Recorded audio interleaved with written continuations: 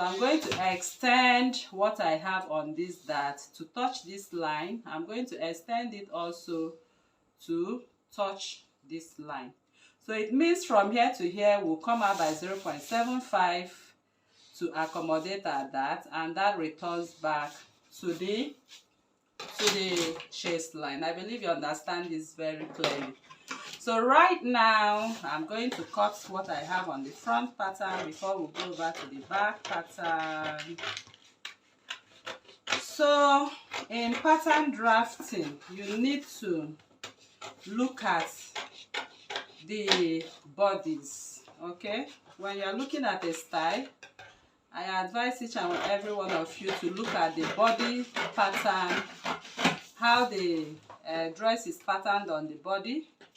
That will tell you how to go about it on the paper. So the paper you are looking here is your body. So once your body size has been drafted, you can create and you can recreate any style right on the body right there. Okay, I'll set the back aside and I'll come back to it. So this is what we have on this. So I'm going in by 2 inches.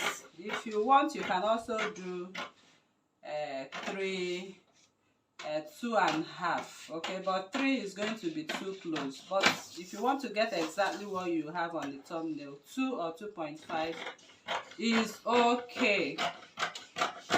So this is it, people, and this is it. I cut my band. Can you see that? I've cut my band and I'm going to close this band first. So I'll apply my adhesive right there, and then I'm going to apply my adhesive. Once adhesive is applied, I'll bring this back to this line. So you can see why we made a straight line. Okay, so this will be cut on fold. So by the time you cut on fold, please ensure you note the part that is up and the part that is down. Okay, so when you are cutting, you will not go and turn it around and all that. All right, beautiful people, so we go ahead in our cutting. Next is to cut the illusion. This is my illusion. I'll set it aside as my illusion, which will be on fold. Next is now to cut the princess dart bustier. So this is the princess dart bustier, and I'm going to cut off the darts that made it the bustier. We don't need the darts. Then you close up your bust dart. Can you see that? So pattern is actually very interesting if you understand the tip and tricks on pattern drafting. Okay, so we have our tutorials going on Telegram. If you actually want to have a perfect foundation on pattern drafting, you can join us in our tutorial videos. So you can see what I did right here. So all I'm going to do is as simple as this, just cut off. Of course, it's going to overlap, and then you can now blend back. Of course, it's supposed to, actually we are supposed to come out a little to accommodate, but that does not affect anything really. So I'll just blend it up this way. When you're adding your seam allowance, it takes care of that. Okay, so you can do 1.5 for your seam allowance, and that is that. So people, this is what it looks like for this particular bustier. So when you are joining, once you join, you know how we go about our princess dart.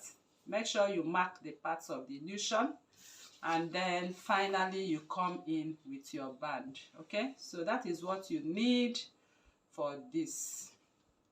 Can you see that? That is what you need for this. So by the time you join this, you are going to join your princess dart, form your bustier first, bring in your illusion. Remember, this is 2 times cutting.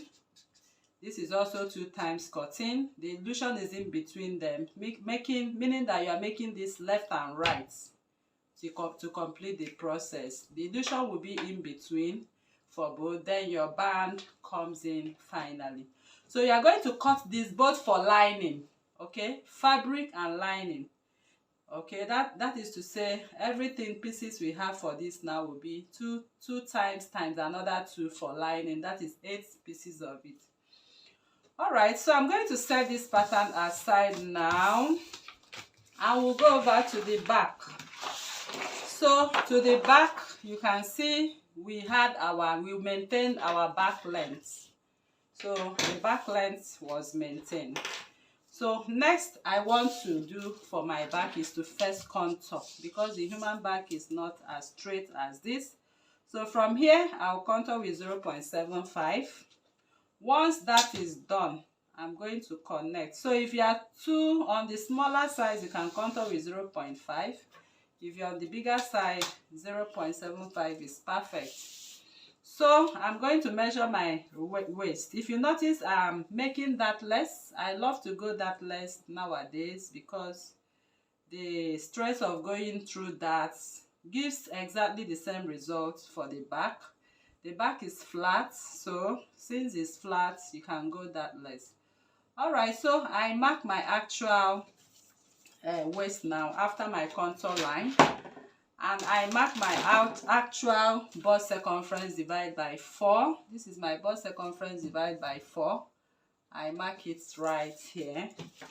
And now I'm going to reconnect. So this is what I have after I have replaced that. So I'm going to cut off this way. So next is the neckline. The neckline we had there was 2 inches, remember? So if you are going by 2 inches, this is it. But if you are making use of 2.5, you mark 2.5 both front and back. So the back neckline, you can decide to make the back neckline also go, you know, deeper like we had in the front dress. So if it's going deeper, this is your connection. If it's going shallower, is your choice. So I connect back to the chest line. This is my chest line, okay? So if you want to make a band, if you want to make that band run around the dress, okay, you can now go up, bring in this band. Let me just bring in what I have on my band. This is the width of my band.